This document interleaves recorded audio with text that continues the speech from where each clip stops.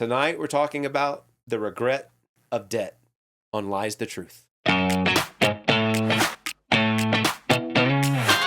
Welcome back to Lies the Truth. I'm your host, Pastor Mark, and this is my wife. My name is Kim. And we are going to talk about a subject tonight that my wife said she could talk about for a few hours, and it is the regret of debt. And obvious reasons why we would be talking about debt, Kim, but I think one of the biggest for me as a pastor and just a person who spends a lot of time with people is that I have a lot of friends and people in my life that are in debt, that struggle with debt, and I realize it is a very big problem, and it is a very big weight that I know people that I love wear around their neck, just the weight of debt. And I was thinking about it today as I was getting ready for this podcast, and what I realized is not only is it a weight that people struggle with, but the world kind of runs off of us being in debt. The businesses, they don't want you to know about interest rates or how things work. And it just seems like when you go to buy a car, they want you to think monthly payments, not like what the real number is, or it's so easy to get a credit card. I mean, I remember when I was in college, I would sign up for a credit card just to get a free T-shirt. T-shirts, yes, And T-shirts. so just the idea that the world doesn't tell you that this is dangerous and seems to operate on almost needing us to be in debt to keep running. And then the last thing the reason I want to talk about it is because I was just thinking about what God says about it in the Proverbs. And the truth is that if you're in debt to someone, you are literally a slave to the lender. And I think that's the weight that I started talking about, knowing this people that I love and church people, friends, different things that are in debt struggle with that. And I just thought we would talk about that a little bit tonight and see kind of where this conversation leads. This is a really important topic. It's one that, we try to teach our children and how do we set them up to be, debt-free going into, becoming an adult and into adulthood. Money it's everywhere, or the lack thereof. And so talking through some of these tips, some of these tricks, some of these tools, but really talking about, okay, well, how do we get into debt to begin with? And it's not making these major purchases. It's the day-to-day purchases that, I look back at when we were young and newly married, it wasn't that we were buying these big ticket items. It was day-to-day living. Eating out every day. And just little buying things, going to the mall. Yeah. Malls were malls, back in the day. But yeah, just those incremental costs. And now we live in such a society of instant gratification, of access to something immediately. And post-COVID especially, we have DoorDash, we have Instacart, we have all of these time savers, but at what cost? Very convenient, but you're going to pay for it. And I'm not opposed to Instacart. I'm not opposed to DoorDash. There is a time and a place, but we have to understand the cost to that. I was researching. Nothing sounds, oh, it's maybe 25 more cents for this item, or 50 cents over here. But the markup by the time that you're done with either an Instacart or a DoorDash, it's anywhere from 25 to 50% more than if you were to go and pick up the item yourself or to do your own shopping. Now, time is worth money as well, and that's what I'm saying. I'm not saying that these things are bad, but we have to understand the cost for convenience. And there is a stiff cost when we use these types of things. Same thing with, next day delivery, or we live in an area where you can have same day delivery. But at what cost? And do I need that item? Is it because of my poor planning, or is it because it truly is an emergency? It's kind of those incremental type things. But when we talk about a credit card, or we talk about the cost of a credit card, these are big interest rates and how that works, and that compounding interest. I don't want to get into a whole lesson about it, but like I said, I could talk for hours. But I just want to ask you this. If we had a $5,000 credit card and we were making the minimum payments, how long do you think it would take us to finish this? And we did not talk about this beforehand. So just how long do you think it would take? Maybe 3 years. Okay. So no. One of the models that I did, it sub 20% interest rate. If you had a $5,000 balance, it would, and you were making minimum payments, it would take you almost 12 years to pay off. And you'd be paying almost $8,500 to do that. So that same, Frappuccino or whatever it was, that $6 item, you're still paying on that item 12 years later. And that's assuming when you hit $5,000 balance, you've never made another charge on that card. Yeah. You're still talking 12 years. That that cost of credit, it's significant. And So convenience, the Instacart, credit cards, just not thinking about, hey, you're making minimal payments and you're really not catching up at all. you just it's so hard to dig yourself out of debt. And I'm not saying that it can't be done. It absolutely can be done, but it takes effort. It takes a strategy, and it takes going into it with a plan. I think because we're talking about this, it may come across that we're know-it-alls or that we are people that have never experienced debt, never dealt with debt, or that we just started off our marriage and just had this great budget and great plan. But the reality is that we're talking about something that we had to learn as a couple. And I think really that we came from different backgrounds, and I really wasn't a manager of money. I had a full scholarship to college and then a full scholarship to seminary, and I really didn't deal with money. My parents kind of paid for everything. And so when we got married, I don't really think I understood what it was to spend money. That if I went out to eat, I didn't just, the money was just always going to be there. And I think one of the things that really got us early on was my desire for us to have a good vehicle. And I think for me, I was just so consumed by here's how much it is going to be a month. And I would go out and look for vehicles and wait till you get home and say, I found another vehicle. And we had done it so much at the beginning of our marriage that we got into this upside down game at where we weren't only making payments on the vehicle that we had purchased, but we were still making money on paying money on the vehicles that we had traded in because we hadn't caught up on value. And so we were making payments on a vehicle that were astronomical. So much of our money was going towards making the payment on a vehicle. I was thinking about this in the New Testament. Now, I know Jesus in this illustration is really showing the cost to being a disciple, but he says something which I really think sticks with me is this. He said, who goes out to build a tower and doesn't count the cost of what it actually cost to build a tower? And if you didn't sit down and think, well, how much money is it going to cost for me to build a tower? You just go out and decide, I'm just going to build a tower. And if you didn't count the cost up front and you didn't have the money to build a tower, Jesus said you'd kind of lay the foundation and you'd be sitting there and people would come by and mock you because you didn't have enough money to finish the tower. You just didn't think through. You just went out and did something and didn't think through and save through and get the money you need to finish that what you started. I kind of missed that early on. And I think you probably knew it a lot because you were raised in finance and that's kind of what your degree was. But I missed that, which is why I think we got into the vehicles and everything. But I'll never forget this conversation I had with your dad. And we were very newly married in this. But I was a golfer and your dad had just purchased a new set of golf clubs. And I mean, he purchased brand new Callaway golf clubs. And in my world, you just don't do that. You go to used stores and buy used clubs and you're trading in clubs all the time. And I said, hey, Grandpa, why did you just went out and got these? I mean, they were expensive Callaway golf clubs, top of the line.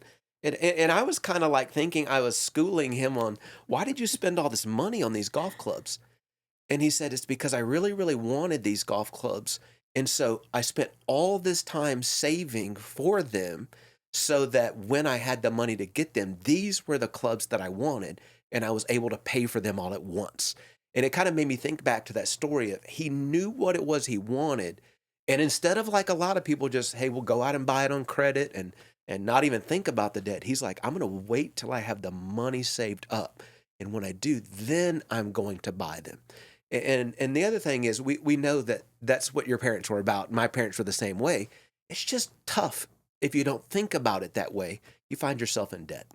I know that you said you could talk about this a whole lot. So, do you have some kind of tips and suggestions, either for people who are already in debt or maybe before they get into debt, some things that they can think about that might help them think about debt? I have a whole presentation. The women's ministry for young moms here at Ardella, they asked me to come in once a year and kind of lead a study. About every 3 years or so, I bring up kind of debt or biblical financing planning for your family.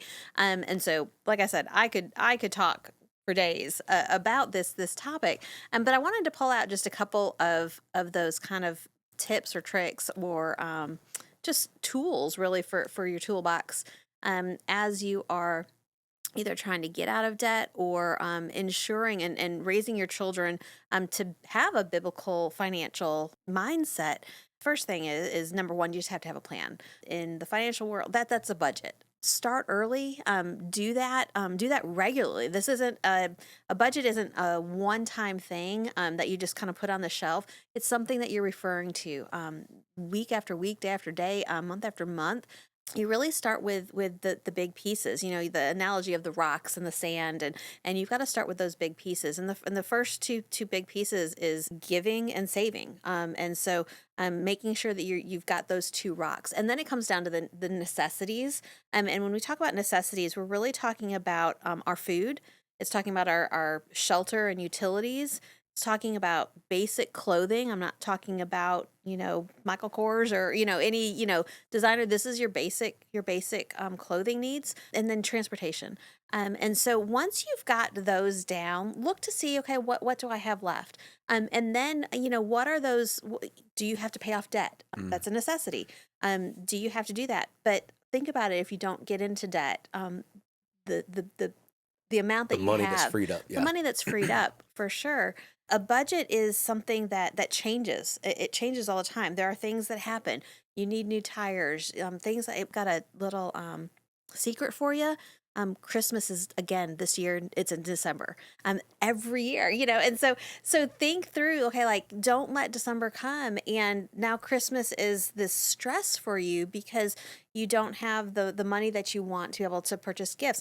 And I'm not saying gifts are important. I think experiences are way better gifts. So I'm not even saying that, but just know birthdays, holidays, those types of things. Be planning for that. Set aside like a little savings account that you're contributing to on a regular basis for those types of things, so that you can enjoy, giving. I got to stop you right there. So, do you know what you gave me the first Christmas that we were together? We weren't even married yet. We were in Georgia. You made me like stuff out of construction paper.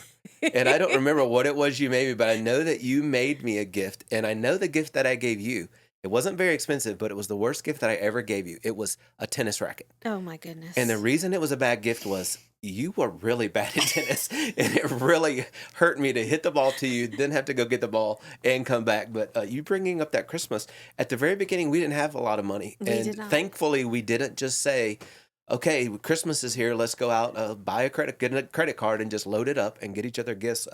I just remember you giving me those construction paper. Wouldn't work now. I'm not going to take any construction paper gifts now. But back then That's it was what you're very, getting for Christmas it this was year. very sweet. That seals the deal. So back to you were saying about Christmas is that just make sure you're planning so that you got the money, and then spend what you have. Don't overspend getting stuff for your family. Absolutely. The holidays, Christmases, those types of things should not be adding to the debt pile. You spend within your means. And I think that's really important. Don't worry about what everybody else is doing. We live in a very comparative culture as well. We feel like we have to do all of these different things. There are so many more things that we can spend our money on today than even when we were growing up, let alone when our parents were growing up. There are so many pulls for our attention, so many pulls for our dollars. Really sit down and decide what your goals are, and what that's going to be.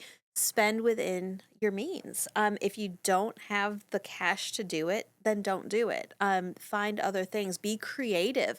But most importantly, find ways to eliminate the debt in your life. And several great resources. I always highly recommend Dave Ramsey's financial planning and all of his resources. There's multiple out there. If you're married, this is not a one person job.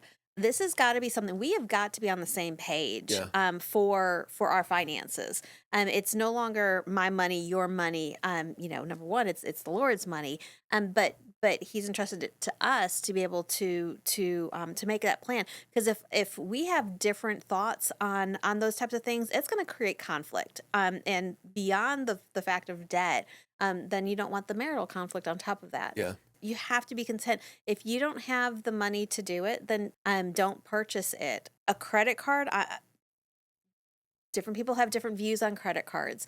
But unless you are able to pay off that balance, and this is what I tell Shelby, our daughter, is that if you're using your credit card and you don't have enough cash in your account to cover that expense, then don't put it on your credit card.